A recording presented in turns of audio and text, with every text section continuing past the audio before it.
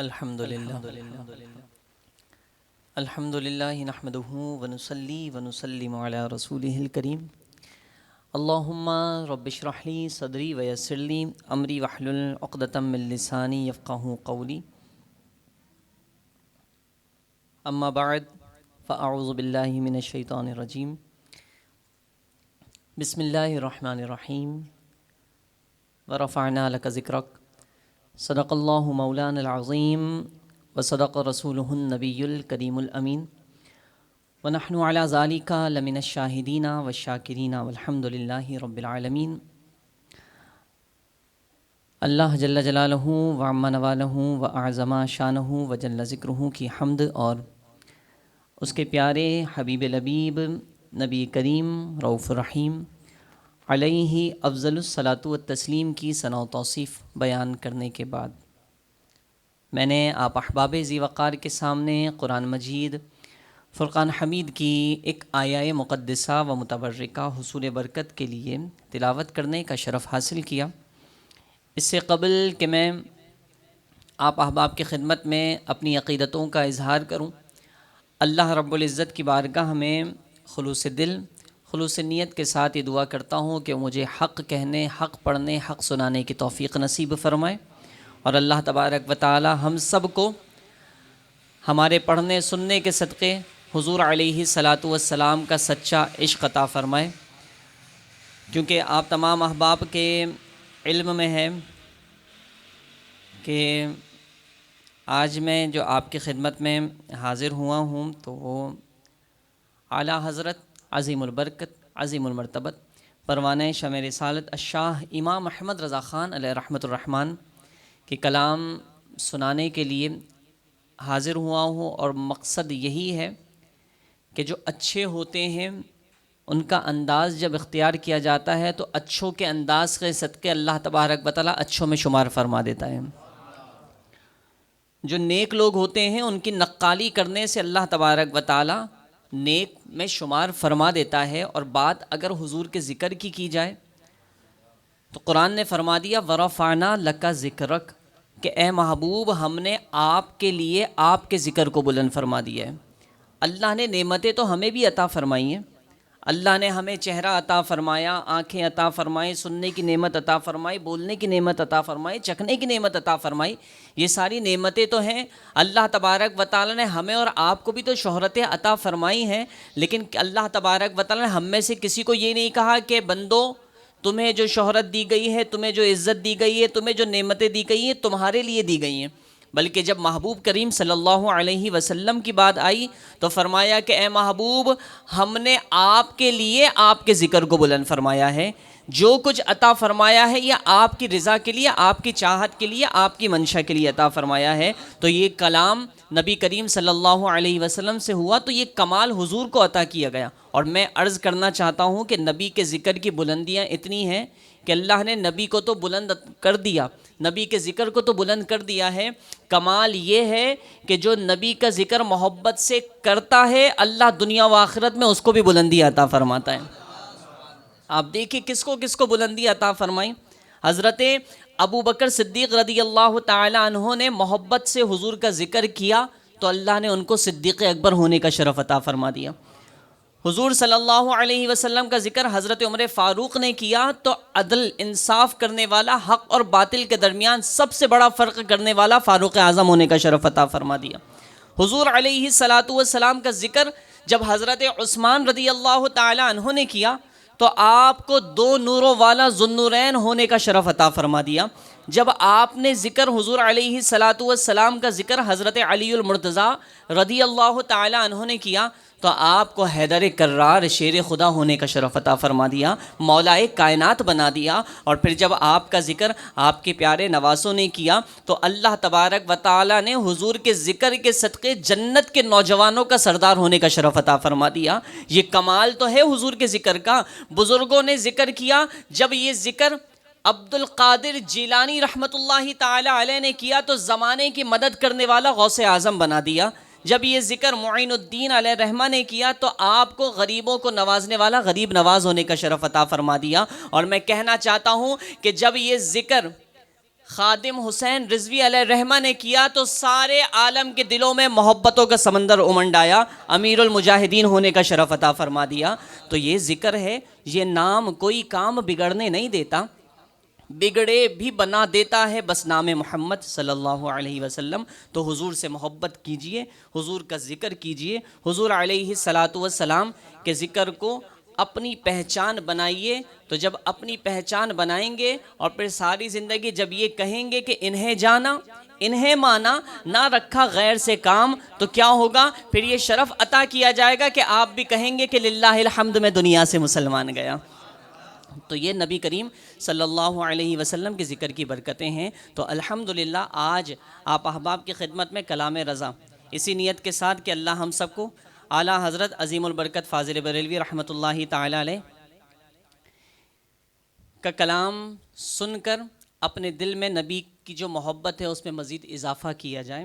ہم حضور کا ذکر کریں، حضور کا ذکر کرنے سے ہم بلند ہوں گے، ہمارا ذکر کرنے سے حضور کا ذکر ہم کریں تو ایسا نہیں ہے کہ ہم ذکر کریں گے تو حضور کی ذات بلند ہوگی، اس کو تو رب نے بلند کر دیا ہے، رب نے بلند کر دیا ہے۔ اور ایسا بھی نہیں ہے کہ اگر ہم نہیں کریں گے تو حضور علیہ السلام کی شان میں کوئی کمی آ جائے گی، بلکہ یہ ہمیں اعزاز ہے کہ نبی کا ذکر کیا جائے تو ہم بلند ہوں گے، نبی کا ذکر نہیں کریں گے تو یہ محرومی ہمارے لیے ہے۔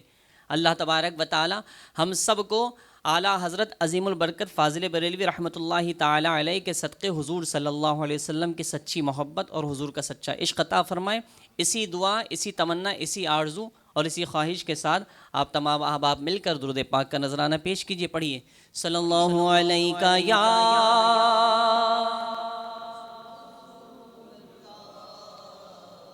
وسلم علیک یا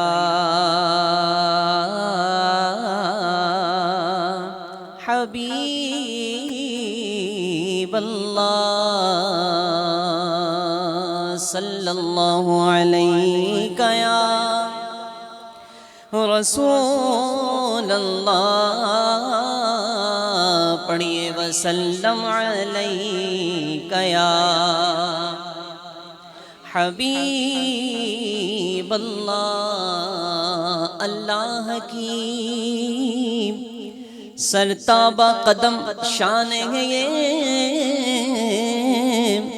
انسان نہیں انسان، وہ انسان ہے یہ قرآن تو ایمان بتاتا ہے انہیں، اور ایمان یہ کہتا ہے میری جان ہے یہ، صلی اللہ علیہ یا ماشاءاللہ علیک یا حبیب اللہ۔ اعلیٰ حضرت علیہ الرحمہ کہ جس کلام سے میں آغاز کر رہا ہوں، اس کلام میں اعلیٰ حضرت علیہ الرحمہ نے پل صراط کے بارے میں ذکر کیا۔ کہہ دیجئے سبحان اللہ۔ پل صراط کے بارے میں حضور علیہ السلام کی بارگاہ میں اعلیٰ حضرت علیہ الرحمہ استغاثہ کر رہے ہیں، عرض کرتے ہیں کہ یا رسول اللہ صلی اللہ علیہ وسلم، وہ پل جو بال سے زیادہ باریک ہے، تلوار کی دھار سے زیادہ تیز ہے اور جہنم کے اوپر بنا ہوا ہے، اعلیٰ حضرت علیہ الرحمہ عرض کرتے ہیں کہ یا رسول اللہ، میں نے سنا یہ ہے کہ ہر شخص اس پل صراط پر سے گزرے گا، اور جو گناہگار، سیاہکار، بدکار ہوگا وہ جہنم میں گر جائے گا کٹ کے، پل صراط پار نہیں کر پائے گا۔ اعلیٰ حضرت علیہ الرحمہ حضور کی بارگاہ میں عرض کرتے ہیں کہ یا رسول اللہ صلی اللہ علیہ وسلم، جب میں اس پل صراط پر سے گزرنے لگوں تو کرم فرمائیے گا اور اتنی تیزی سے گزار دیجیے گا کہ میں خود راہ گزر جاؤں اور مجھے خود پتہ بھی نہ چلے، بجلی کی مانند گزر جاؤں۔ حضور کا فرمان ہے نا کہ پل صراط پر سے کچھ لوگ تو اتنی تیزی سے گزر جائیں گے جتنی تیز بجلی چلتی ہے، بجلی کی رفتار کے مطابق اس سے بھی تیزی سے اللہ کے نیک بندے گزر جائیں گے۔ اعلیٰ حضرت نے فرمایا کہ مجھے بھی یہ شرف حاصل ہو کہ میں بھی اتنی تیزی سے گزر جاؤں کہ راہ گزر یعنی خود گزرنے والے کو پتہ نہ چلے۔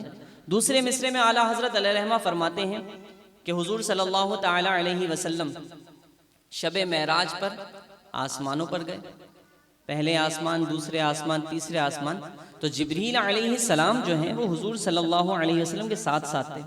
ساتوں آسمان تک جبریل علیہ السلام حضور صلی اللہ علیہ وسلم کے ساتھ تھے.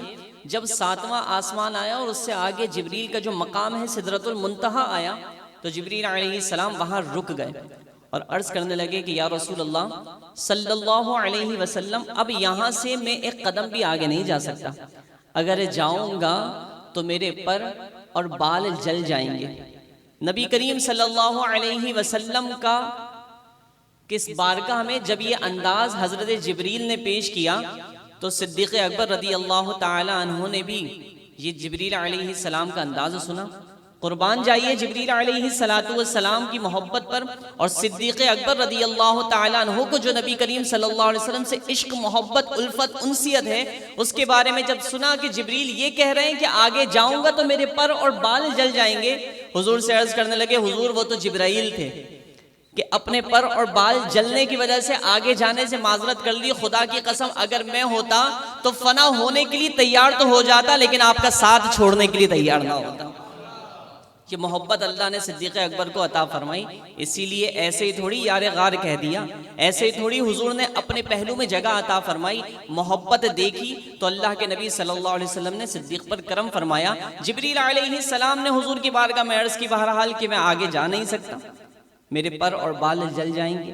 حضور صلی اللہ علیہ وسلم نے فرمایا کہ اے جبرائیل تم آگے نہیں جا سکتے، میں تو آگے جا رہا ہوں، اللہ کا دیدار کرنے جا رہا ہوں، رب تبارک و تعالیٰ سے ملاقات کا شرف حاصل کرنے جا رہا ہوں. تمہارے دل میں کوئی تمنا، کوئی خواہش، کوئی آرزو ہو تو بتا دو، اللہ کی بارگاہ میں پیش کر دوں گا. جبریل علیہ السلام نے عرض کیا حضور صلی اللہ علیہ وسلم میری تمنا، خواہش، آرزو یہ ہے کہ کل بروز محشر آپ کی امت جب پل صراط پر سے گزرے تو میں چاہتا ہوں کہ ان کے قدموں کے نیچے اپنے پر بچھا دوں.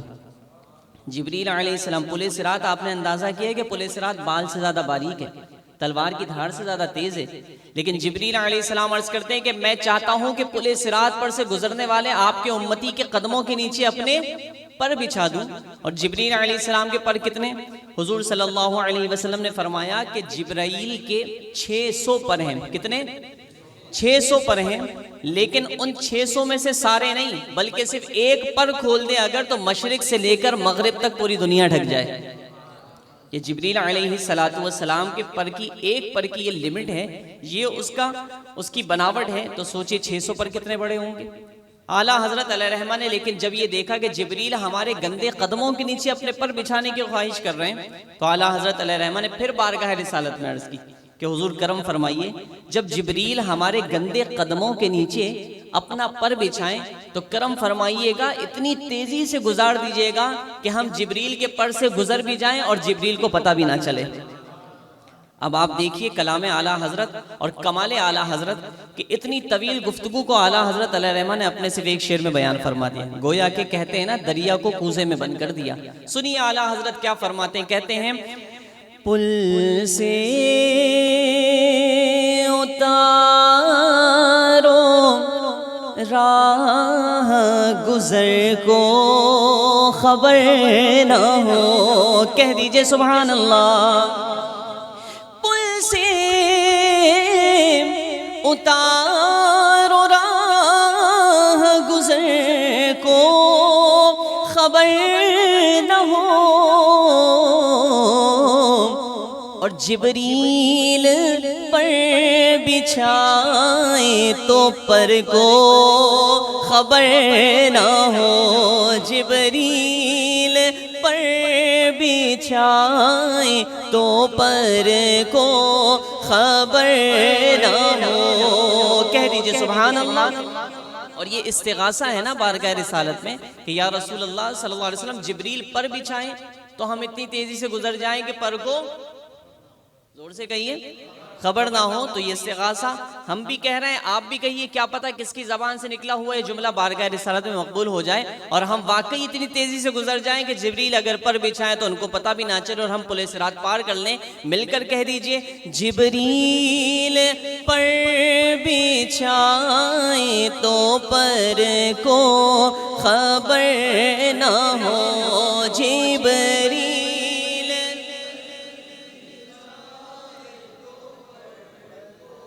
خبر نہ ہو، کہہ دیجئے سبحان اللہ۔ اعلیٰ حضرت فرماتے ہیں کہ یا رسول اللہ صلی اللہ علیہ وسلم مجھے ایک غم ہے۔ کیا ہے؟ کیا ہے؟ غم ہے۔ کون سا غم؟ مال کمانے کا غم، دولت حاصل کرنے کا غم، دنیا حاصل کرنے کا غم، غم روزگار ہے، اور یہ غم میرے جگر میں کانٹے کی طرح چبھ رہا ہے۔ یا رسول اللہ صلی اللہ علیہ وسلم اس چبھتے ہوئے کانٹے کو اس طرح نکال لیجئے۔ کس طرح کہتے ہیں؟ کانٹا میرے جگر سے غم روزگار کا،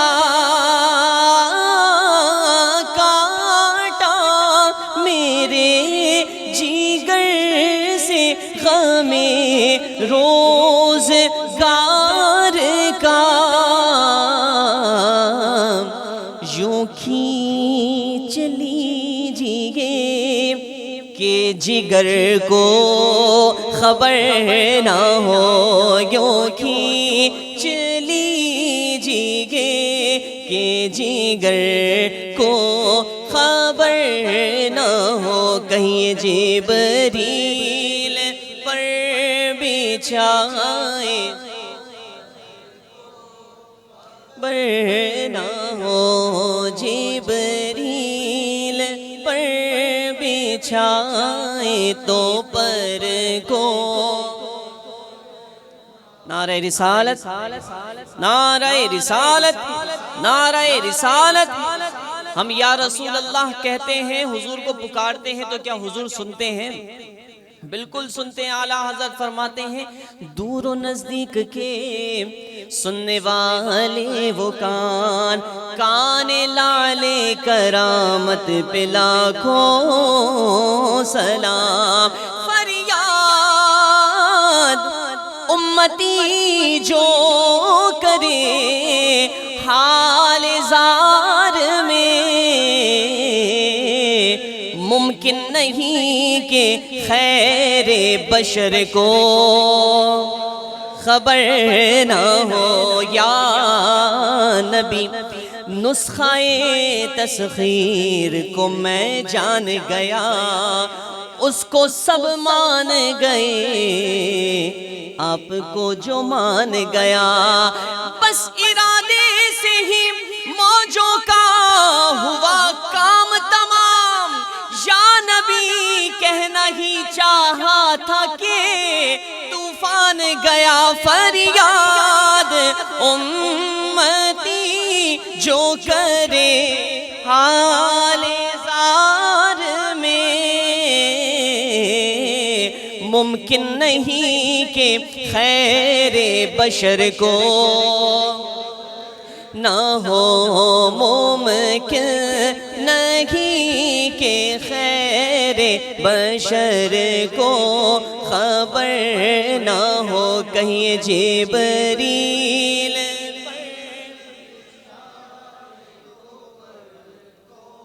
خبر نہ ہو۔ اللہ اللہ۔ اعلیٰ حضرت علیہ رحمہ کا ایک ایک شعر قرآن حدیث کے عین مطابق ہوتا ہے۔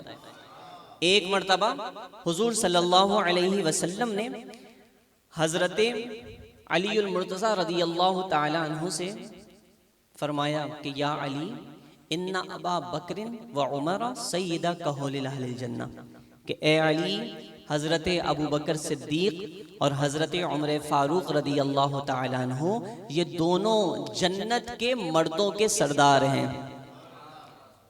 امام حسن امام حسین رضی اللہ تعالیٰ عنہ جنت کے نوجوانوں کے سردار ہیں۔ ابو بکر صدیق رضی اللہ تعالیٰ عنہ اور فاروق اعظم رضی اللہ تعالیٰ عنہ یہ جنت کے مردوں کے سردار ہیں۔ مطلب کیا ہوا؟ مطلب یہ کہ جو لوگ جوانی کے عالم میں دنیا سے رخصت ہوں گے تو ان کی سرداری حضرت امام حسن اور امام حسین رضی اللہ تعالیٰ عنہما کریں گے، اور جو لوگ ادھیڑ عمر میں یا بڑھاپے میں دنیا سے رخصت ہوں گے تو ان کی سرداری حضرت ابوبکر صدیق اور حضرت عمر فاروق رضی اللہ تعالی عنہ کریں گے۔ فرمایا کہ سیدہ کہول اہل الجنہ، اے علی حضرت ابوبکر صدیق اور حضرت عمر فاروق جنتی نوجوانوں کے کیا ہیں؟ جنتی مردوں کے کیا ہیں؟ سردار ہیں۔ لیکن علی یہ بات تم انہیں نہ بتانا، یہ بات تم انہیں نہ بتانا، کیونکہ تم بتاؤ گے تو خوشی تو ضرور ہوگی، لیکن جب میں مصطفیٰ خود بتاؤں ان کی خوشی میں اضافہ ہو جائے گا۔ اب سنیے، جب حضرت علی المرتضیٰ رضی اللہ تعالیٰ عنہ کو فرمائے کہ تم نہ بتانا، میں خود بتاؤں گا جا کر، کیونکہ خوشی بڑھ جائے ان کی، تو اب اس بات کو اعلیٰ حضرت علیہ رحمہ نے کیپچر کیا، اعلیٰ حضرت علیہ رحمہ نے دیکھا، اور پھر اس حدیث کو اعلیٰ حضرت علیہ رحمہ نے اپنے شعر میں بیان کیا۔ کہتے ہیں فرماتے ہیں یہ دونوں ہیں سردار دو جہاں، کہہ دیجئے سبحان اللہ۔ فرماتے ہیں یہ دونوں ہیں سردار دو جہاں، اے مرتضیٰ عتیق و عمر کو خبر نہ ہو، اے مرتضیٰ عتیق و عمر کو خبر نہ ہو، کہہ دیجئے جبریل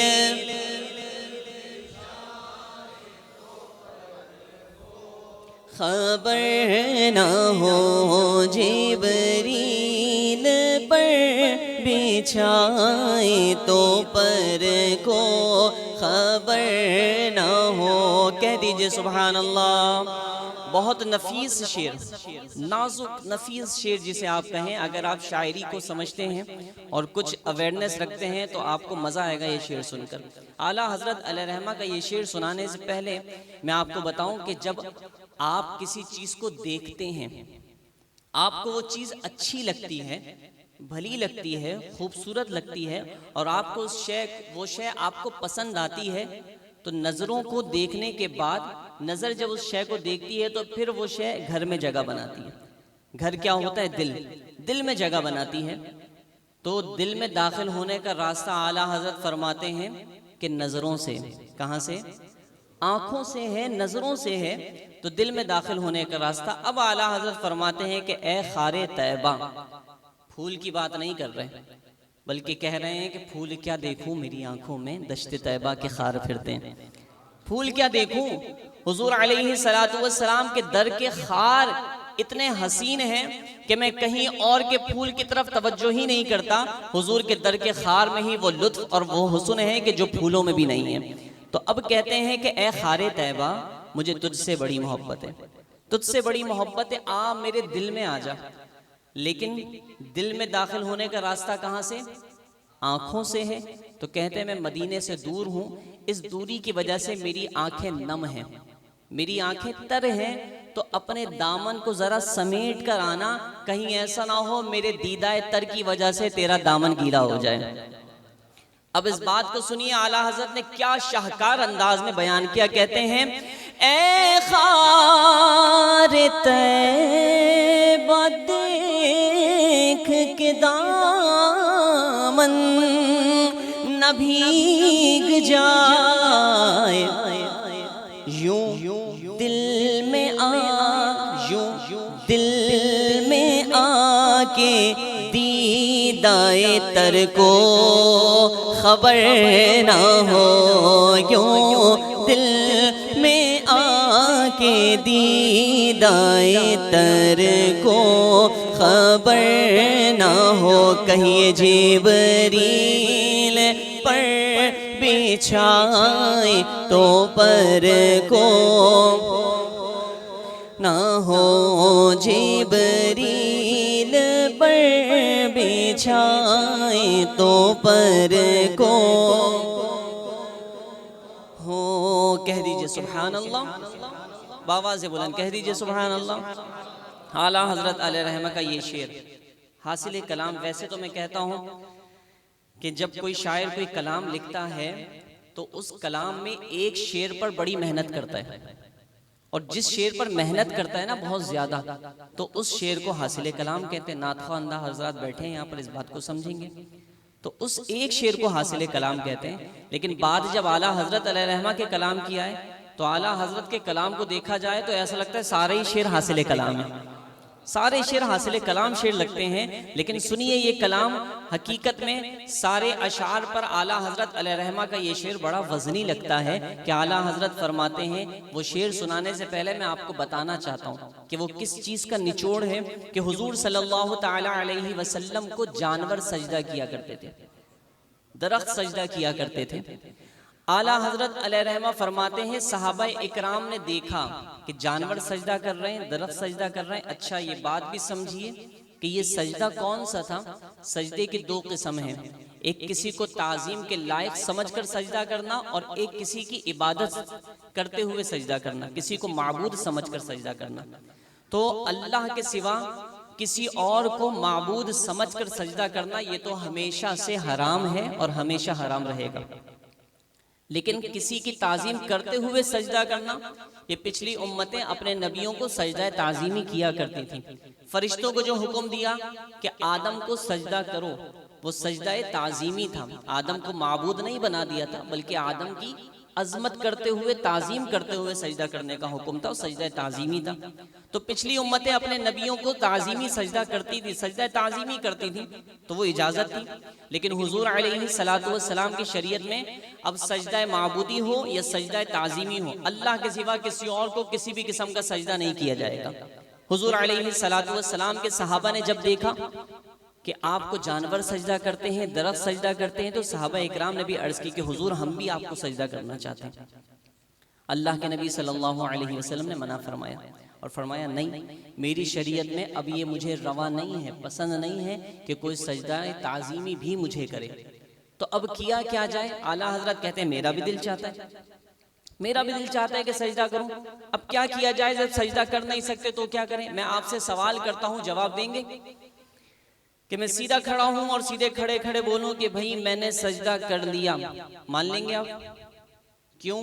سجدہ کرنے کے لیے ضروری ہے کہ پیشانی کا زمین پر لگنا، پیشانی زمین پر لگے گی تو سجدہ کیا جائے گا نا، سر جھکے گا تو کوئی حکم لگے گا، لیکن اگر دل کسی کی طرف جھکتا ہے تو کوئی حکم نہیں لگتا۔ اور پھر ذرا غور تو کیجئے، اعلیٰ حضرت اپنے عشق کا اظہار کرتے ہوئے کہتے ہیں کہ ایسا ممکن ہے، کتنا مشکل اور کتنا بڑا امتحان ہوگا کہ حضور کا روضہ سامنے ہو اور عاشق یہ چاہے کہ میں حضور کو سجدہ کر لوں، عشق یہ کہہ رہا ہے کہ سجدہ کر لوں اور دل یہ کہتا ہے کہ سجدہ کر لوں، لیکن شریعت کا حکم آ گیا تو کہا جاتا ہے کہ نہیں سجدہ نہیں کرنا۔ تو اب جناب یہ عجیب و غریب کیفیت ہے۔ اعلیٰ حضرت فرماتے پھر سجدے کے لیے سر نہ جھکایا جائے تو کیا کیا جائے؟ کون سا سجدہ کیا جائے؟ سنیے اعلیٰ حضرت کہتے ہیں پیش نظر وہ نو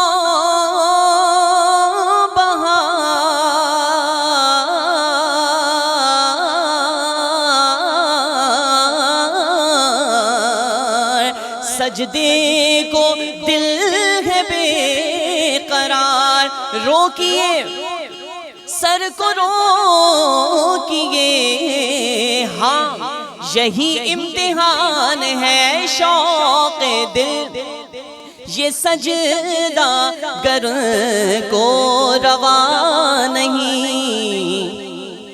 اچھا وہ سجدہ کیجئے کہ سر کو خبر نہ ہو، اچھا وہ سجدہ کیجئے کہ سر کو خبر نہ ہو، اچھا وہ سجدہ کیجئے کہ سر کو خبر نہ ہو، کہیں جبریل پر ہے تو پر کو خبر نہ ہو۔ کہہ دیجئے سبحان اللہ۔ مقطع سماعت فرمائیے، اعلیٰ حضرت فرماتے ہیں کہ روز محشر بڑا مشکل مرحلہ ہوگا۔ وہ باپ جو ساری زندگی اپنی اولاد کی پرورش کرتا ہے اس کو بھی اپنی فکر ہوگی، وہ ماں جو اولاد پر جان چھڑکنے کے دعوے کرتی ہے وہ بھی اس کو بھی اپنی فکر ہوگی۔ باپ نہ اپنی اولاد کو دیکھے گا، ماں نہ اپنی اولاد کو دیکھے گی، اور کوئی کسی کا نہیں ہوگا، یہاں تک کہ انبیاء کی امتیں اپنے نبیوں کے پاس جائیں گی تو نبی بھی انکار کر دیں گے اور کہیں گے اور نبی اذهبوا الی غیری، میرے حضور کے لب پر انا لہا ہوگا۔ حضور صلی اللہ علیہ وسلم کے علاوہ کوئی ایسا نہیں ہوگا جو مدد کرے. مدد کرنے والے حضور ہوں گے، سب کے حامی ہوں گے، سب کے غم گسار ہوں گے، سب کے حاجت روا ہوں گے، حضور علیہ السلام ہوں گے. تو اعلیٰ حضرت فرماتے ہیں کہ اس وقت معاملہ تو یہ ہوگا، پسر پہ جو گزر رہی ہوگی پدر کو اس کی کوئی فکر نہیں ہوگی. پدر پہ جو گزر رہی ہوگی پسر کو اس کی کوئی فکر نہیں ہوگی. مطلب باپ پہ جو گزر رہی ہوگی بیٹوں کو اس کی کوئی فکر نہیں ہوگی. بیٹے پہ جو گزر رہی ہوگی باپ کو اس کی کوئی فکر نہیں ہوگی. تو یہ کیفیت ہوگی، لیکن حضور سب کے حامی ہوں گے، سب کی غم گساری فرمائیں گے اور سب کی شفاعت فرما کر حضور علیہ السلام اپنے ساتھ جنت میں لے کر جائیں گے. اعلیٰ حضرت فرماتے ہیں ان کی سوا رضا کوئی حامی نہیں جہاں گزرا کرے پسر پہ پدر کو خبر نہ ہو. گزرا کرے پسر پہ پدر کو خبر نہ ہو. کہیں جبریل پر بچھائے تو پر کو نہ ہو.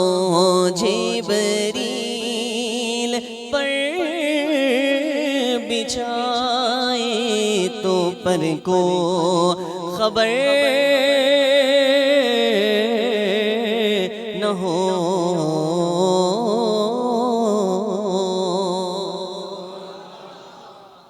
کہہ دیجئے سبحان اللہ. ماشاءاللہ اعلیٰ حضرت علیہ رحمہ کا ایک اور کلام.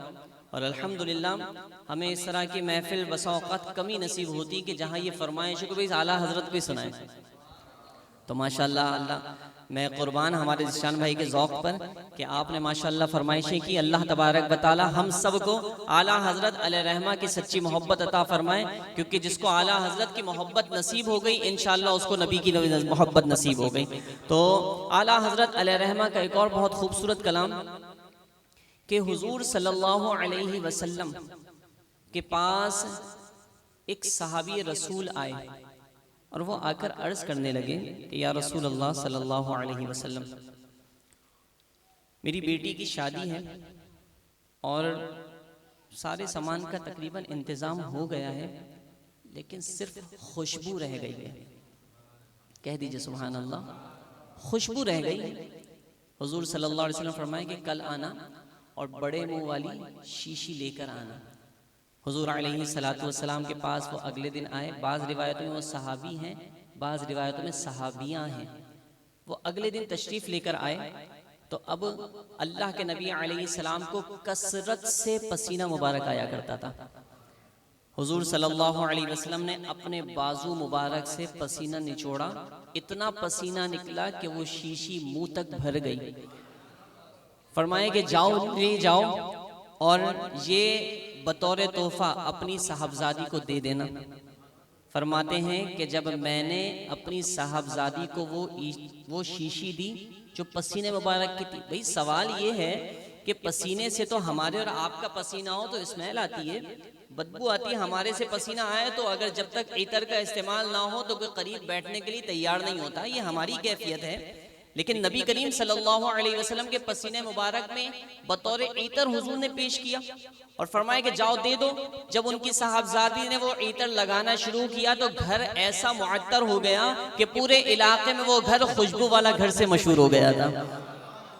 حضرت حلیمہ سعدیہ رضی اللہ تعالی عنہ جب حضور صلی اللہ علیہ وسلم کو بچپن میں دودھ پلانے کے لیے لے کر جانے لگی تو اب جس اونٹنی پر حضور کو لے کر بیٹھی وہ اونٹنی جہاں سے گزر رہی تھی سارا راستہ معطر و معمبر ہو رہا تھا.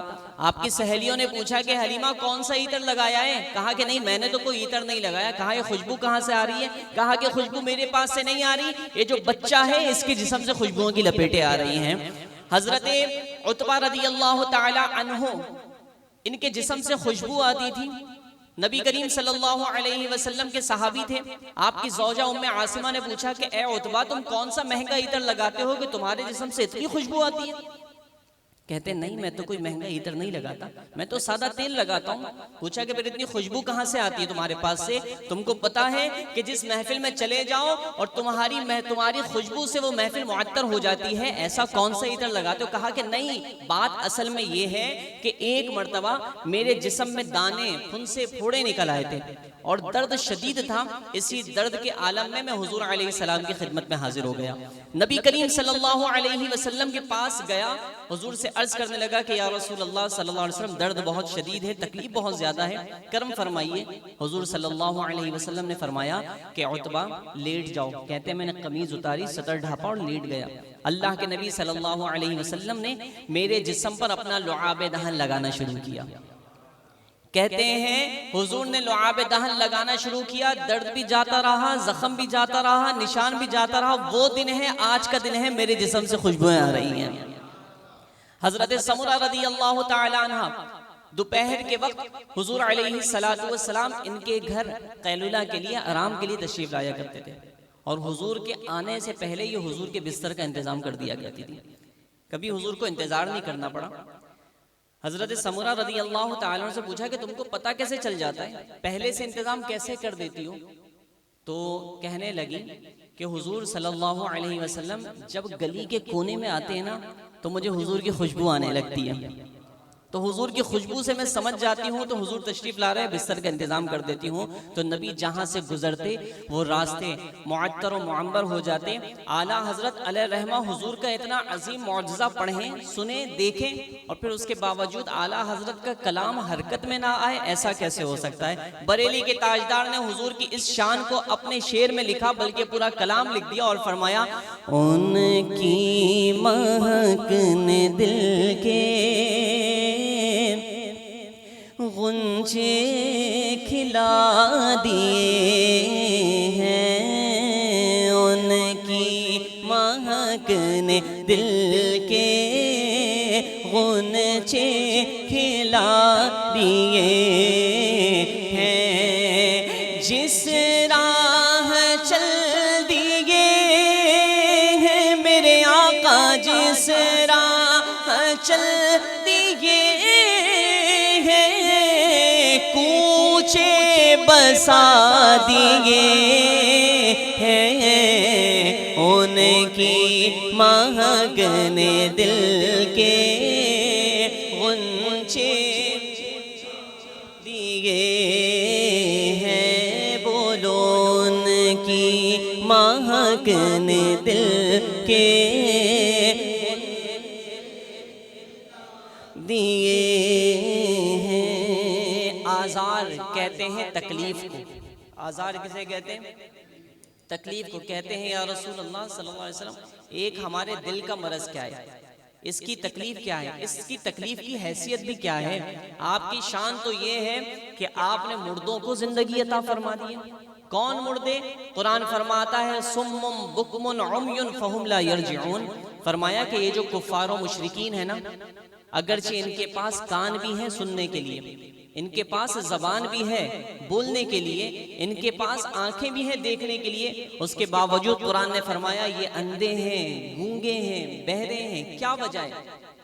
فرمایا کہ آنکھ والا وہ ہے کہ جس نے حق کو دیکھا اور حق کو قبول کیا، آنکھ والا وہ ہے کہ جس کو حق بولنے کی صلاحیت، زبان والا وہ ہے جس کو حق بولنے کی صلاحیت عطا کی گئی، حقیقت میں کان والا وہ ہے جس کو حق سننے کی توفیق عطا کر دی گئی، اور جو حق دیکھ کر بھی حق کو قبول نہ کرے، حق سمجھ کر بھی حق بات کہنے کی توفیق نہ کرے، اور حق کو سن کر بھی حق کو قبول نہ کرے، تو وہ آنکھ ہونے کے باوجود بھی اندھا ہے، کان ہونے کے باوجود بھی بہرا ہے، زبان ہونے کے باوجود بھی گونگا ہے۔ تو یہ مردے اسی طرح وہ لوگ جن کو زندگی عطا کی گئی، اگر یہ زندگی ایمان سے لبریز نہیں ہے تو پھر یہ زندگی نہیں ہے، بلکہ یہ چلتا پھرتا مردہ ہے۔ اعلیٰ حضرت فرماتے ہیں کہ حضور علیہ السلام نے اس طرح کے مردوں کو، جو چلتے پھرتے مردے تھے، ان کو حضور علیہ السلام نے اپنی نظر کرم سے ایمان کی دولت عطا فرمائی اور ایمانی نئی زندگی عطا فرمائی۔ کہتے ہیں آپ کے لیے کون سا مشکل ہے ہمارے دل کے مرض کو دور کرنا؟ آپ کی شان تو یہ ہے کہ چلتے پھرتے آپ جو ہیں مردوں کو زندگی عطا فرما دیتے ہیں۔ تو اس نظریے کو اعلیٰ حضرت نے اپنے انداز بیان کیا، کہتے ہیں ایک دل ہمارا کیا ہے،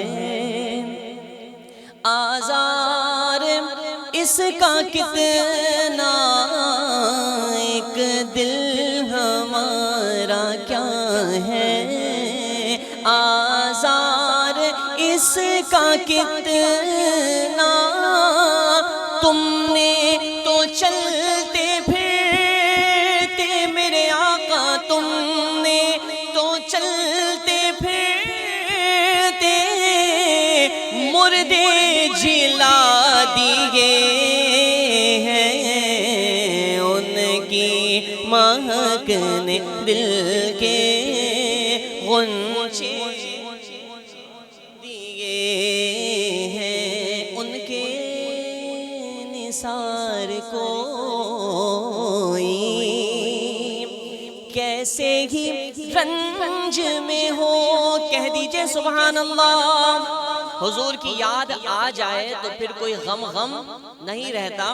حضرت بلال حبشی رضی اللہ تعالی عنہ کو آپ کا جو آقا تھا وہ بڑا ظلم و ستم کیا کرتا تھا، تکلیف میں مبتلا کیا کرتا تھا، سخت اذیت میں مبتلا کیا کرتا تھا، لیکن جب تکلیف میں مبتلا کرتا تھا حضرت بلال رضی اللہ تعالیٰ عنہ مسکرانے لگتے تھے۔ حیرت کی بات ہے، ہمیں اگر کوئی کسی تکلیف میں مبتلا کرے تو ہمارے چہرے سے تکلیف کے آثار ظاہر ہوتے ہیں، لیکن حضرت بلال فرماتے ہیں، ابو بکر صدیق فرماتے ہیں کہ بلال کو جب تکلیف میں مبتلا کیا جاتا تو اس لیے مسکرانے لگتا۔ کیوں؟ وجہ کیا ہے؟ ایک دن صدیق اکبر رضی اللہ تعالیٰ عنہ نے پوچھا کہ اے بلال، تم کو جب تمہارا آقا تکلیف میں مبتلا کرتا ہے تم مسکرانے لگتے، تمہیں تکلیف نہیں ہوتی؟ حضرت بلال فرماتے ہیں کہ مجھے جب میرا آقا تکلیف میں مبتلا کرتا میں اپنے حقیقی آقا کو یاد کر لیا کرتا، حضور کا چہرہ میری نگاہوں کے سامنے آ جاتا، اور جب حضور کا چہرہ میری نگاہوں کے سامنے آتا پھر کوئی غم، کوئی تکلیف، کوئی رنج نہیں رہتا، بلکہ خوشیاں بن جاتا۔ اعلیٰ حضرت فرماتے ہیں ان کے نثار کوئی کیسے ہی رنج میں ہو، جب یاد آ گئے ہیں میرے آقا، جب یاد آ گئے ہیں سب غم بھلا دیے ہیں، جب یاد آ گئے ہیں بولو سب غم بھلا دیے ہیں، جب یاد آ گئے ہیں سب،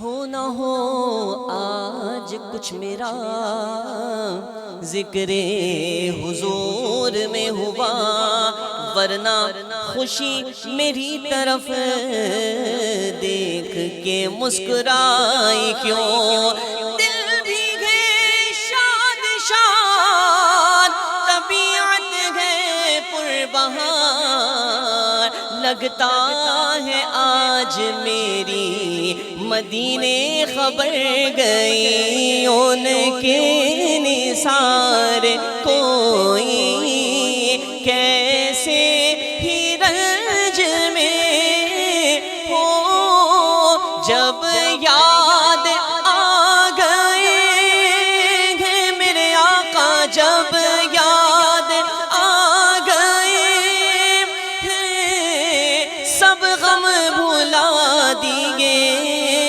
ہیں، ان کی مہک نے دل کے غنچے دیے ہیں، واہ کیا شان ہے میرے آقا کی، کوئی قطرہ مانگے تو اسے دریا دے دے، کہہ دیجئے سبحان اللہ۔ حضور صلی اللہ علیہ وسلم ایسے کریم فرمایا انما انا قاسم واللہ یعطی، میرا رب مجھے عطا کرتا ہے اور میں لوگوں میں تقسیم کرتا ہوں۔ اور کیسے کریم؟ اعلیٰ حضرت فرماتے ہیں کہ منگتا کا ہاتھ اٹھتے ہی داتا کی دین تھی، دوری قبول و عرض میں بس ہاتھ بھر کی ہے، اور کبھی ایسا نہ ہوا ان کے کرم کے صدقے ہاتھ کے پھیلنے سے پہلے ہی نہ بھیک آئی ہو، اللہ کے نبی صلی اللہ علیہ وسلم کی بارگاہ میں کہا، اعلیٰ حضرت نے فرمایا مانگیں گے مانگیں گے مانگے جائیں گے، منہ مانگی پائیں گے، سرکار میں نہ لا ہے نہ حاجت اگر کی ہے۔ سمجھے اس بات کو، کہا کہ نہ حضور یہ فرماتے لا، علماء فرماتے ہیں کہ حضور کے پاس سب کچھ ہے سوائے ایک کے، وہ کیا ہے؟ لا۔ حضور یہ نہیں فرماتے کہ نہیں، لا نہیں ہے، اور نہ ہی یہ ہے کوئی ایسا شخص ہو کہ جس کے پاس مال تو بہت ہو اور وہ کہے کہ ٹھیک ہے کل آنا، اگر ہوگا تو دوں گا، اگر یہ کرو گے تو دوں گا، اگر وہ کرو گے تو دوں گا۔ حضور بغیر کسی شرط کے، بغیر کسی قید کے اور بغیر لا کے آنے والا آتا ہے تو اس کو جتنا مانگا جاتا ہے اس سے کئی گنا زیادہ عطا کیا جاتا ہے۔ تو نبی کریم صلی اللہ علیہ وسلم کی بارگاہ میں جو آتا قطرہ مانگتا تو حضور دریا عطا فرماتے۔ حضور علیہ السلام اتنا عطا فرماتے کہ اس کے پاس مزید گنجائش ہوتی نہیں۔ وہ کہا کسی نے کہ تیرے کرم سے اے غنی کون سی شے ملی نہیں، جھولی ہماری تنگ ہے، تیرے یہاں کمی نہیں۔ ایک صحابی رسول حضور کی خدمت میں حاضر ہوئے، آ کر عرض کرنے لگے۔ اچھا وہ آئے تو پہلے حضور کے پاس آتے تھے ظاہری حیات میں، تو بھوک لگتی تھی تو حضور ان کو پیش کیا کرتے تھے، ان کو کھانا دیا کرتے تھے۔ حضور علیہ السلام کے پاس پیاسے آتے تھے تو پیاس بجھایا کرتے تھے، لیکن جب حضور کا وصال ہوا تو وہ آئے، آ کر عرض کرنے لگے کہ حضور پہلے میں آپ کے پاس آتا تھا تو آپ میری بھوک کو مٹایا کرتے تھے، میری پیاس کو بجھایا کرتے تھے، آج بھی میں آپ کی خدمت میں حاضر ہوا ہوں، میں بھوکا ہوں، میری بھوک مٹائیے، میں پیاسا ہوں، میری پیاس مٹائیے۔ کہنے لگے اور غم میں زار و قطار رونے لگے، روتے روتے روتے روتے سو گئے۔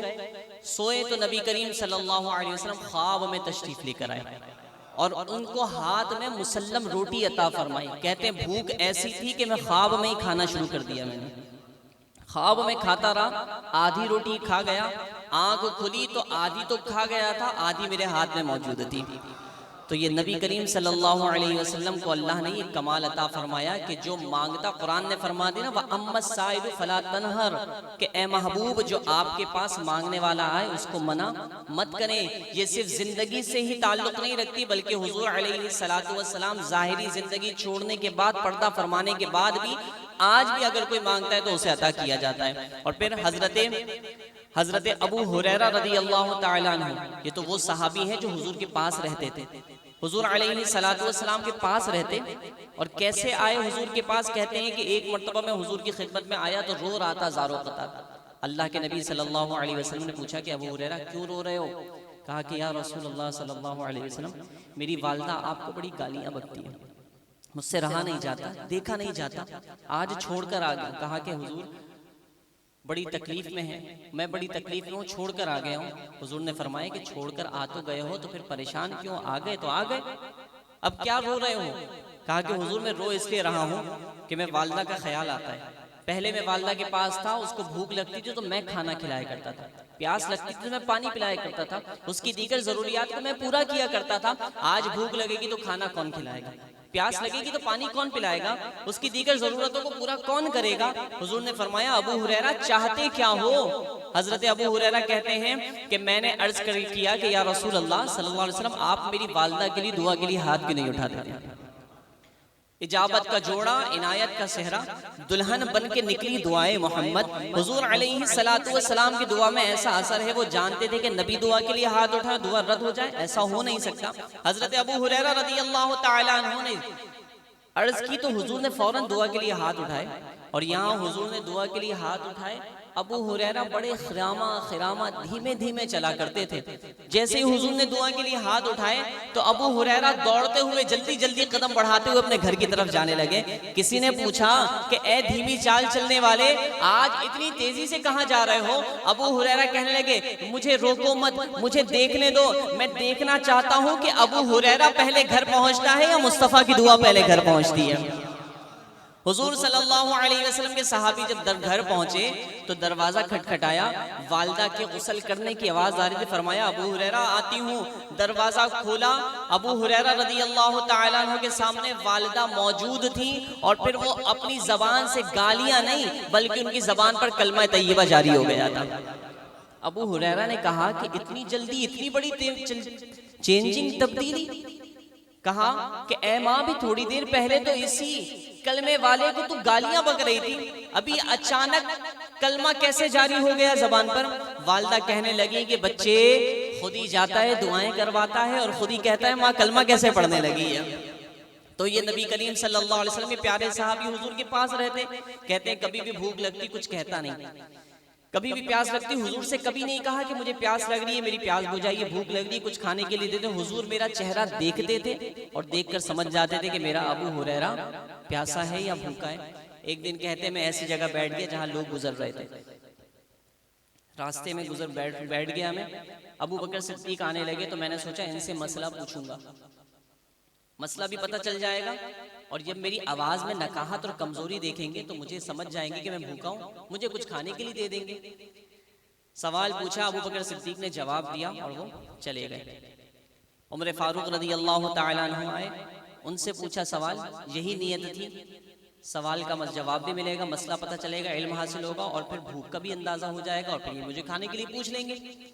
ابو بکر صدیق کے بعد عمر فاروق نے بھی سوال کا جواب دیا اور وہ چلے گئے۔ حضور صلی اللہ علیہ وسلم یہ معاملہ دیکھ رہے تھے۔ اللہ کے نبی علیہ السلام نے فرمایا کہ ابو ہریرہ ادھر آؤ۔ حضور علیہ السلام کے پیارے صحابی ابو ہریرہ حضور کے پاس حاضر ہوئے، کہا کہ جاؤ فلاں جگہ پر ایک دودھ کا پیالہ رکھا ہے وہ لے کر آؤ۔ ابو ہریرہ رضی اللہ عنہ نے سوچا چلو ایک دودھ کا پیالہ ہے میں پی لوں گا کچھ بھوک کم ہو جائے گی، مطلب حضور سمجھ گئے کہ مجھے بھوک لگ رہی ہے، دودھ کا پیالہ لے کر آنے لگے۔ حضور کے پاس لے کر آئے تو کہا اے ابو ہریرہ، یہ جو صحابہ اکرام 70 صحابہ اکرام بیٹھے ہوئے تھے، فرمایا کہ ان کو باری باری کر کے سب کو دودھ پلاؤ۔ ابو ہریرہ نے سوچا کہ اب یہ ایک دودھ کا پیالہ ہے، 70 صحابہ اکرام ہیں، سب کو ایک ایک کر کے پلاؤں گا بھی تو جب تک میری باری آئے گی، اور اصول یہ ہے کہ جو بانٹنے والا ہوتا ہے وہ اپنا حصہ سب سے آخر میں لیتا ہے، جب تک میری باری آئے گی تو پھر تو ایک قطرہ نہیں بچے گا، میری بھوک کا کیا ہوا؟ حضرت ابو ہریرہ نے سوچا لیکن ہے تو حضور کا حکم کی تعمیل کی، پہلے صحابی رسول کو پلایا، انہوں نے خوب پیا، پیٹ بھر کے پیا، دل بھر کے پیا، سیر ہو کے پیا، رچ کے پیا، اس کے باوجود بھی دودھ کے پیالے میں سے دودھ کا ایک قطرہ بھی کم نہیں ہوا۔ جیسی حدیث ہے اور جیسا معجزہ ہے ویسے سبحان اللہ کہہ دیجئے۔ دوسرے صحابی رسول نے پیا، تیسرے نے پیا، چوتھے نے پیا، یہاں تک کہ 70 صحابہ اکرام نے دودھ نوش فرما لیا، پیٹ بھر کے دودھ پی لیا۔ اس کے بعد حضرت ابو ہریرہ کی باری آئی، حضور نے فرمایا ابو ہریرہ اب تم پیو۔ حضرت ابو ہریرہ نے پیا، خوب پیا، پیٹ بھر کے پیا، رچ کے پیا، پھر جب منہ سے دودھ کا پیالہ الگ کیا تو پھر حضور علیہ السلام نے فرمایا ابو ہریرہ اور پیو۔ حضرت ابو ہریرہ نے اور پیا، فرمایا کہ اور پیو۔ حضرت ابو ہریرہ نے اور پیا، حضور نے فرمایا ابو ہریرہ اور پیو۔ کہتے ہیں یا رسول اللہ صلی اللہ علیہ وسلم اب خدا کی قسم ایک قطرے کی بھی میرے جسم میں گنجائش نہیں ہے۔ پھر حضور نے لیا اور پھر وہ دودھ نوش فرمایا، اس کے بعد وہ دودھ ختم ہوا۔ اعلیٰ حضرت فرماتے ہیں کیوں جناب ابو ہریرہ تھا وہ کیسا جامع شیر، کیوں جناب ابو ہریرہ تھا وہ کیسا جامع شیر جن سے 70 صاحبوں کا دودھ سے منہ پھر گیا، اور پھر کہا کسی نے کہ اوج پانا میرے حضور کا ہے، دل ٹھکانا میرے حضور کا ہے، اور جامع شیر ایک، سیر 70 ہیں، جامع شیر ایک، سیر 70 ہیں، ارے کیا پلانا میرے حضور کا ہے۔ تو یہ نبی کریم صلی اللہ علیہ وسلم کو شان عطا فرمائی، آنے والا آتا ہے قطرہ مانگتا ہے تو نبی علیہ السلام اس کو دریا عطا فرماتے ہیں۔ اعلیٰ حضرت علیہ رحمہ نے حضور کے اس کریمانہ معجزے کو دیکھا تو آپ نے کہا میرے کریم سے گر قطرہ کسی نے مانگا تو دریا بہا دیے ہیں، دریا بہا دیے ہیں، دور پہ بہا دیے ہیں، ان کی مہک بولو غنچے کھلا دیے ہیں، آنے دو یا ڈبو دو اب تو تمہاری جانب حضور صلی اللہ علیہ وسلم پر اعلیٰ حضرت علیہ رحمہ کو ایسا اعتماد اور بھروسہ تھا کہ وہ جانتے تھے ہم نے کشتی حضور کے نام کر دی ہے، حضور کے حوالے کر دی ہے، اب اگر حضور اس کو تیرائیں تو اس نے بھی ہمارے لیے فائدہ، اور اگر حضور اس کو ڈبو دیں تو اس نے بھی ہمارے لیے فائدہ۔ یہ یقین کامل تھا نبی کریم صلی اللہ علیہ وسلم کی ذات پر، یہی کامل نظریہ صحابہ اکرام کو بھی تھا۔ جب غزوہ بدر میں حضور نے پوچھا کہ اے صحابہ مجھے مشورہ دو، مجھے مشورہ دو کہ وہاں کفار و مشرکین تعداد 1000 ہے اور یہاں مسلمان بے سر و سامان ہیں اور ان کی تعداد بھی فقط 313 ہے، بتاؤ یہاں کفار و مشرکین پیٹ بھرے ہوئے ہیں اور ادھر مسلمانوں کی حالت یہ کہ فاقہ کشی کا عالم ہے، وہاں ان کے پاس اسلحہ بھی بہترین قسم کا ہے اور یہاں مسلمانوں کی تلوار بھی زنگ آلود ہیں، صحابہ مجھے مشورہ دو کہ کیا کیا جائے۔ حضور علیہ السلام کے پیارے صحابہ نے عرض کیا کہ حضور ہم وہ نہیں ہیں جو حضرت موسیٰ علیہ السلام کی قوم نے ان سے کہا کہ جائیے آپ جائیں اور آپ کا رب جائے وہ لڑے، ہم تو یہاں بیٹھے ہیں۔ فرمایا حضور آپ ہمیں حکم فرمائیں، اگر آپ ہمیں سمندر میں غوطہ لگانے پر اور اپنی جان قربان کرنے کے لیے کہیں گے تو ہم اپنی جانوں کو قربان کر دیں گے۔ تو فرمایا ہماری جان آپ کے حوالے ہے، آپ چاہیں تو ہماری جان کو پاڑ لگائیں، چاہے ہمیں ڈبو دیں، ہم کوئی اعتراض نہیں کریں گے، بلکہ ہماری جان آپ کے صدقے ملی ہے اور آپ ہی پر قربان ہو جائے تو یہ سودا کوئی مہنگا نہیں ہے۔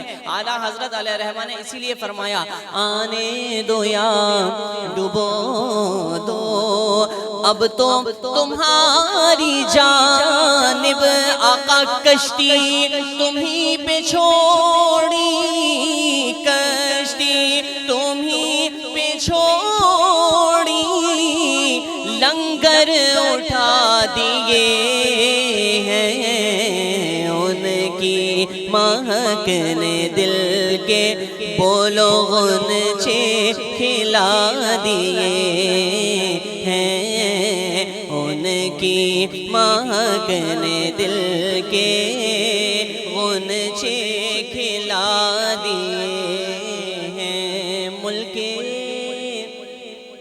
سخن کی شاہی تم کو رضا مسلم، بادشاہت کی حکومت، بولنے کی بادشاہت، سخن کلام کرنے کا انداز، یہ مہارت اللہ تبارک و تعالی نے رضا تم کو عطا فرمائی ہے، تم کو عطا فرمائے کہ تم نے جس عنوان پر قلم اٹھایا ہے سب کو پیچھے چھوڑ دیا، مہارت کے دریا کے، فصاحتوں کے، دلیلوں کے، حدیثوں کے انبار لگا دیے۔ یہ کمال رضا کے علاوہ کسی اور کو اللہ نے عطا نہیں فرمایا۔ کہتے ہیں کہ ملک سخن کی شاہی تم کو رضا مسلم، جس سمت آ گئے ہو، جس سمت آ گئے ہو، سکے بٹھا دیے ہیں، جس سمت آ گئے ہو، سکے بٹھا دیے ہیں۔ قصر مینار رضا تو بلند کافی ہے، تم اس کے پہلے ہی سینے پہ چڑھ کے دکھلا دو، فتاوائے رضویہ تو ایک کرامت ہے، تم حدائق بخشش ہی پڑھ کے دکھلا دو، میرے سخن ملک سخن کی شاہی تم کو رضا مسلم، جس سمت آ گئے ہو، سکے بٹھا دیے ہیں، ان کی مہک نے دل کے غنچے کھلا دیے ہیں، ان کی مہک نے دل کے غنچے کھلا دیے ہیں۔ کہہ دیجئے سبحان اللہ۔ آخر میں پیر نصیر الدین نصیر شاہ صاحب نے تضمین کی اعلیٰ حضرت عظیم البرکت فاضل بریلوی رحمۃ اللہ تعالی علیہ کے کلام کی۔ اس کے چند اشعار، پھر اس کے بعد انشاءاللہ منقبت پڑھیں گے. آپ تمام احباب محبت کا اظہار کرتے ہوئے درود پاک کا نذرانہ پیش کیجیے. اللہم صلی علی سیدنا و مولانا محمد معدن الجود والکرم وعلی آلہ و اصحابہ وبارک وسلم. صلاۃ و سلام علیکہ یا سیدی یا رسول اللہ صلی اللہ علیہ وسلم. کوئی دنیا عطا میں نہیں ہمتا تیرا،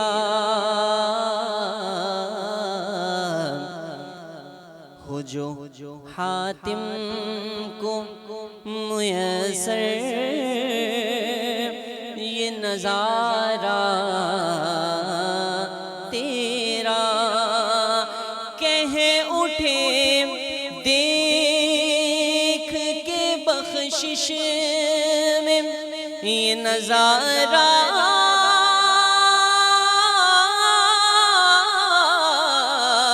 تیرا. وہاں کیا جو تو کرم ہے شہ بطحا تیرا. وہاں کیا جو تو کرم ہے شہ بطحا تیرا.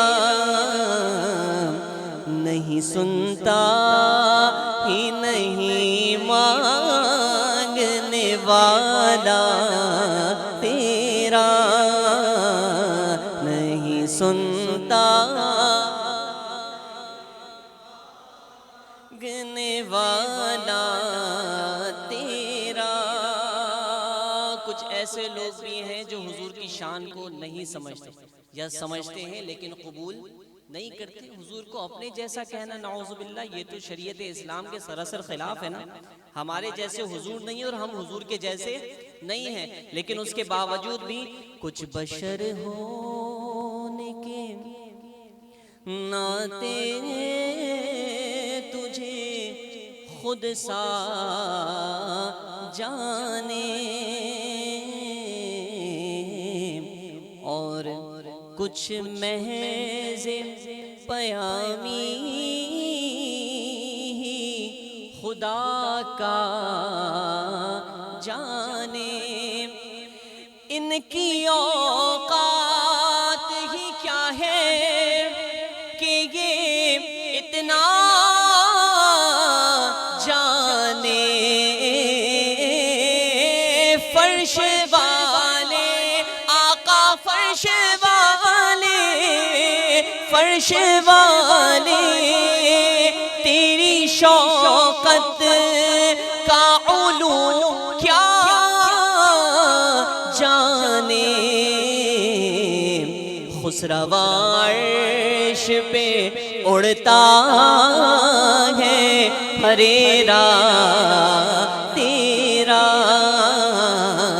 خسروا عرش پہ اڑتا ہے پھریرا تیرا.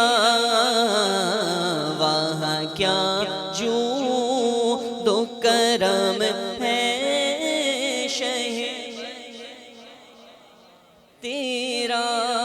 نظر عشاق نبی ہے یہ میرا حرف غریب.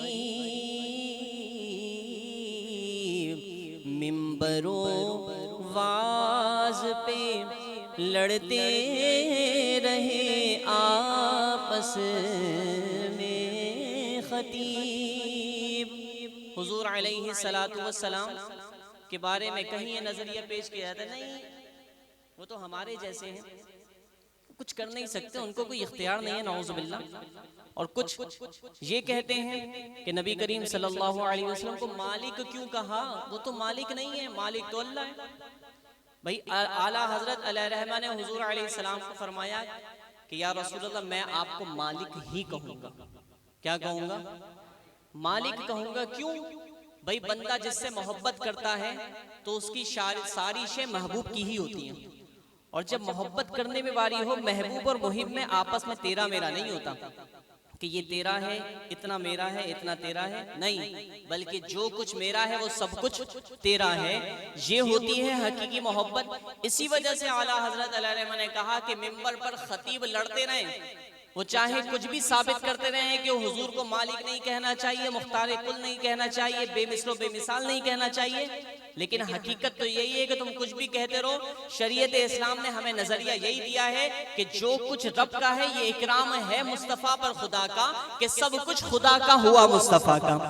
تو اعلیٰ حضرت علیہ الرحمہ کی اس شعر کی تضمین کرتے ہوئے پیر نصیر الدین نصیر شاہ صاحب فرماتے ہیں، نظر عشاق نبی ہے یہ میرا حرف غریب، منبر و واز پہ لڑتے رہے آپس میں خطیب۔ خدا اس دعا کو قبول فرمائے کہ یہ عقیدہ رہے، اللہ کرے مجھے کو نصیب،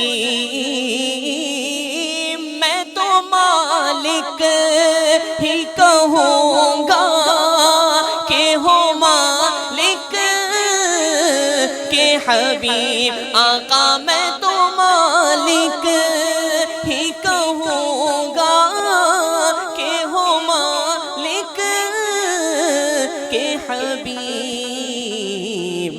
یعنی محبوب محب میں نہیں میرا تیرا، یعنی محبوب محب میں نہیں میرا تیرا، آقا آقا نہیں سنتا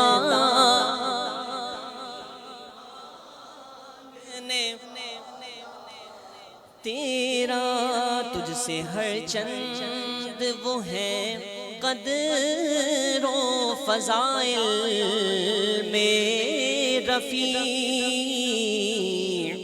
کر نصیر آج مگر فکر رضا کی توسیع، پاس ہے اس کے شفاعت کا وسیلہ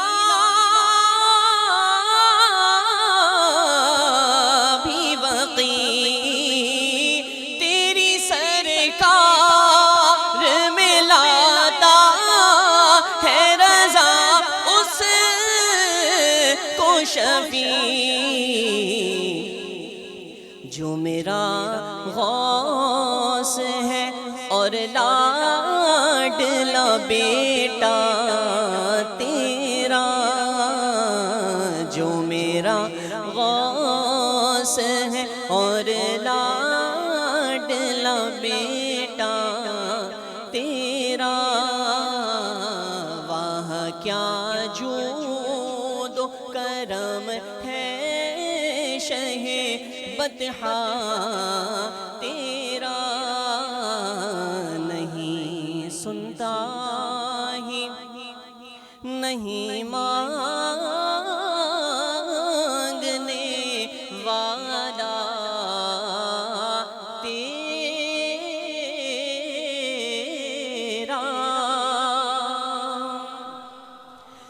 خدا کے فضل سے ہم پر ہے سایہ غوث اعظم کا، کہہ دیجئے سبحان اللہ۔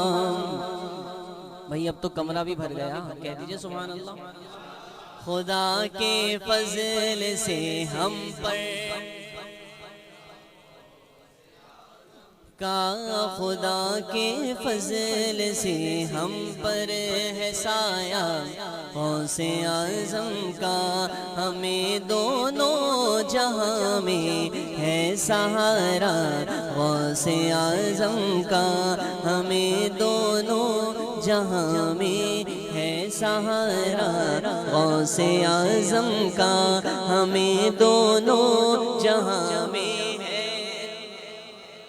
غوث غوث اعظم کا عزیزوں کر چکو تیار جب میرے جنازے کو، عزیزوں کر چکو تیار جب میرے جنازے کو، تو لکھ دینا کفن پر نام والا غوث اعظم کا، تو لکھ دینا کفن پر نام والا غوث اعظم کا، ہمیں دونوں جہاں میں ہے سہارا غوث اعظم کا، ہمیں دونوں جہاں میں ہے غوث اعظم کا۔ کہہ دیجئے سبحان اللہ، الحمدللہ۔ ہم سارے قادری ہیں اور یہ اللہ کا فضل ہے، خدا کا شکر ہے کہ ہم قادری ہیں، اللہ نے ہمیں قادری بنایا۔ اور روز محشر آج دعا ہے کہ اس محفل کے صدقے، غوث پاک کے ذکر کے صدقے، اللہ غوث پاک ہمیں ہمارے خواب میں دیدار عطا فرمائے۔ لیکن اگر خواب میں دیدار نہیں بھی ہوا تو قادریوں بے فکر رہو، روز محشر جب محشر برپا ہوگا تو انشاءاللہ صدا لگانے والا صدا لگائے گا کہ بھئی قادری کہاں ہیں، آ جائیں غوث پاک کی زیارت کر لیں، آ جائیں زیارت کر لیں۔ جمیل قادری فرماتے ہیں منادی حشر میں دے گا صدا یوں قادریوں کو، منادی حشر میں دے گا صدا یوں قادریوں کو، کہاں ہے قادری کر لے نظارہ غوث اعظم کا، کہاں ہے قادری کر لے نظارہ غوث اعظم کا، بولو ہمیں دونوں جہاں میں کا، فرشتوں روکتے کیوں ہو مجھے جنت میں جانے سے، فرشتوں روکتے کیوں ہو مجھے جنت میں جانے سے، فرشتوں روکتے کیوں ہو مجھے جنت میں جانے سے، یہ دیکھو ہاتھ میں دامن ہے کس کا غوث اعظم کا، یہ دیکھو ہاتھ میں دامن ہے کس کا غوث اعظم کا، ہمیں دونوں جہاں میں ہے سہارا غوث اعظم کا، ہمیں دونوں جہاں میں ہے سہارا غوث اعظم کا۔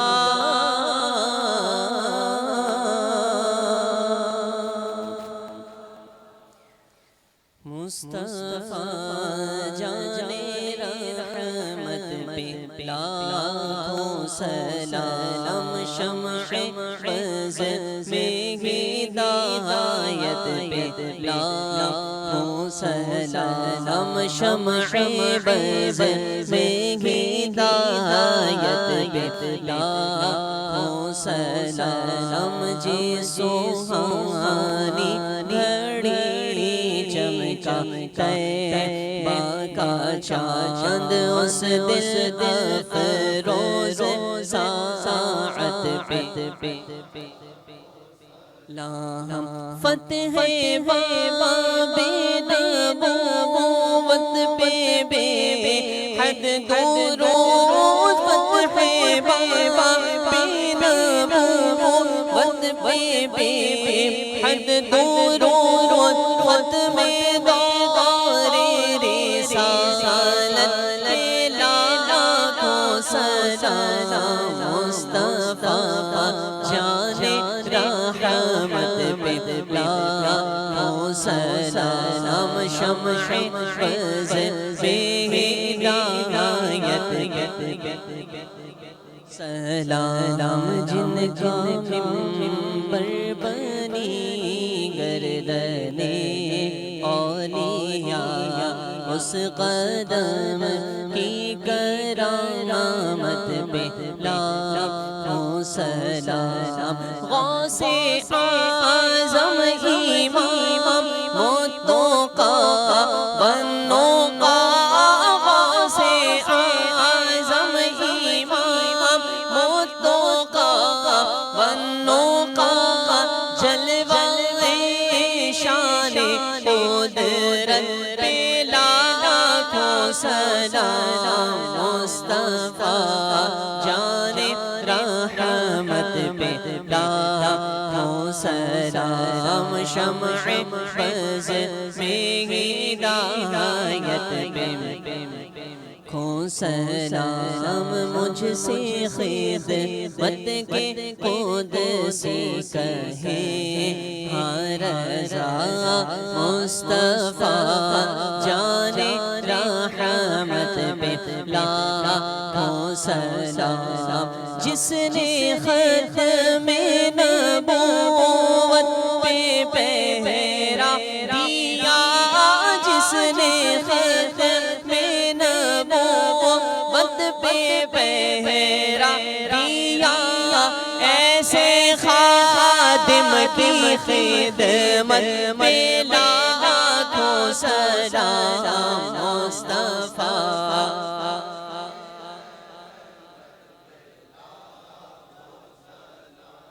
شمع بز میں ہدایت پہ لاکھوں سلام شمع بز میں ہدایت پہ لاکھوں سلام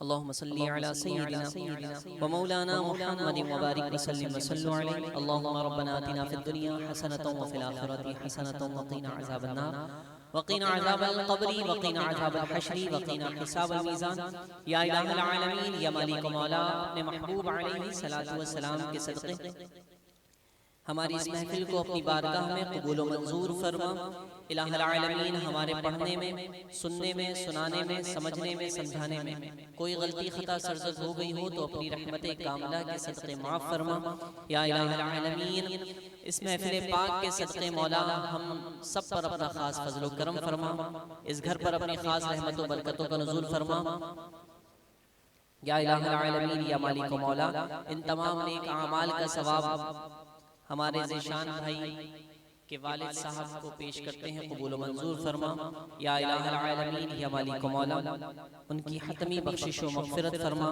ان کو اپنی قبر میں کروٹ کروٹ راحت و سکون میسر فرما یا الہ العالمین اس کے علاوہ حاضرین محفل کے عزیز و اقارب میں سے جو کوئی بھی دنیا سے رخصت ہو گیا مولا سب کی بخشش و مغفرت فرما یا الہ العالمین اپنے محبوب کے صدقے مرتے دم تک ہم سب کو حضور صلی اللہ علیہ وسلم کا ذکر خیر کرتے رہنے کی توفیق نصیب فرما یا الہ العالمین یا مالک و مولا مرتے دم تک مسلک حق کے ساتھ قائم و دائم رہنے کا شرف نصیب فرما یا الہ العالمین بد عقیدوں کی صحبت میں اٹھنے بیٹھنے سے محفوظ فرما یا الہ العالمین گستاخوں بے ادبوں سے ساری زندگی محفوظ فرما یا الہ العالمین گستاخی و بے ادبی کرنے سے بھی ساری زندگی محفوظ فرما یا الہ العالمین اعلیٰ حضرت عظیم البرکت فاضل بریلوی رحمت اللہ تعالی علیہ کی سیرت کے مطابق زندگی بسر کرنے کی توفیق نصیب فرما یا الہ العالمین بزرگان دین کی تعلیمات کے مطابق زندگی گزارنے کی توفیق عطا فرما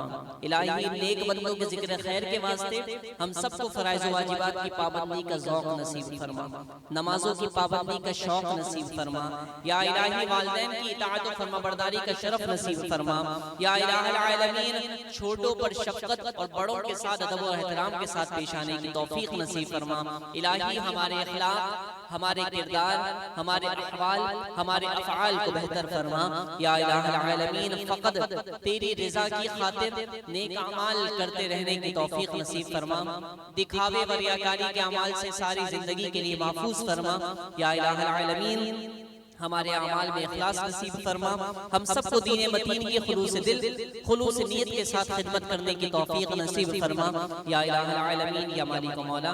جتنے مسلمان یہاں حاضر ہیں حضور صلی اللہ علیہ وسلم کے ذکر خیر کا واسطہ بے روزگاروں کو پاکیزہ روزگار عطا فرما، بے اولادوں کو نیک صالح نرینہ و مادینہ اولاد نصیب فرما، برسر روزگار مسلمانوں کے رزق میں برکتیں عطا فرما، بیماروں کو ہر مرض سے ہر درد سے مکمل طور پہ شفا عطا فرما یا الہ العالمین۔ اپنے محبوب کے صدقے ہم کو ہر طرح کے وائرس اور ہر طرح کی بیماریوں سے محفوظ فرما، الہی خصوصیت کے ساتھ کرونا وائرس سے ہم سب کو محفوظ فرما۔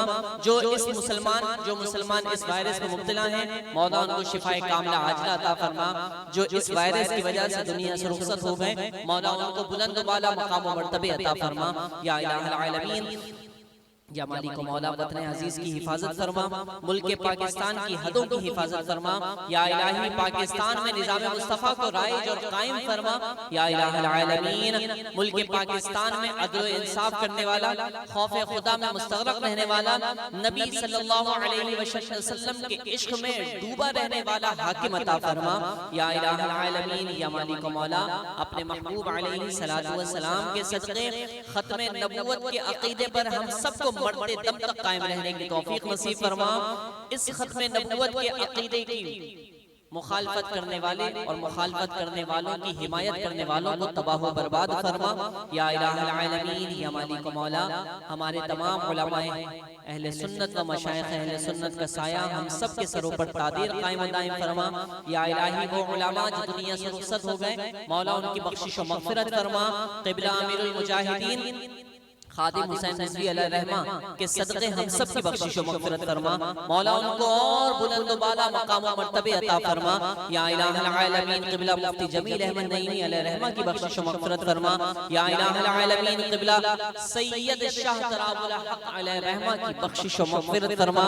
ان بزرگان دین کے صدقے ہم سب کو دین کی خدمت کا شرف نصیب فرما یا الہ العالمین۔ اس کے علاوہ جتنے بھی مشائخ علماء دنیا سے رخصت ہو گئے مولا سب کو اپنی قبروں میں کروٹ راحت و سکون میسر فرما۔ ان کے صدقے ہم سب کی قبروں کو منور فرما یا الہ العالمین۔ ان کے صدقے ہم سب کو دین متین کی کامل خدمت کرنے کی توفیق نصیب فرما یا الہ العالمین یا مالک و مولا۔ جن نیک مقاصد کے حصول کے لیے اس محفل کا اہتمام کیا مولا حاضر ہونے والے اور محفل کرنے والوں کو ہر نیک اور جائز مقاصد میں کامیابی نصیب فرما یا الہی ہم سب کی تمام دعاؤں کو اپنی بارگاہ میں قبول و منظور فرما مولا۔ جو مانگا ہے وہ بھی عطا فرما، جو نہ مانگ سکے ہوں ہمارے حق میں بہتر ہو وہ بھی عطا فرما۔ ان اللہ و ملائکتہ یصلون علی النبی یا ایہا الذین آمنوا صلوا علیہ وسلموا تسلیما۔ اللہم صلی علی سیدنا و مولانا محمد معدن الجود والکرم وآلہ وأصحابہ وبارک وسلم۔ سبحان ربک رب العزت عما يصفون وسلام على المرسلين والحمد لله رب العالمين۔ لا إله إلا الله محمد رسول الله۔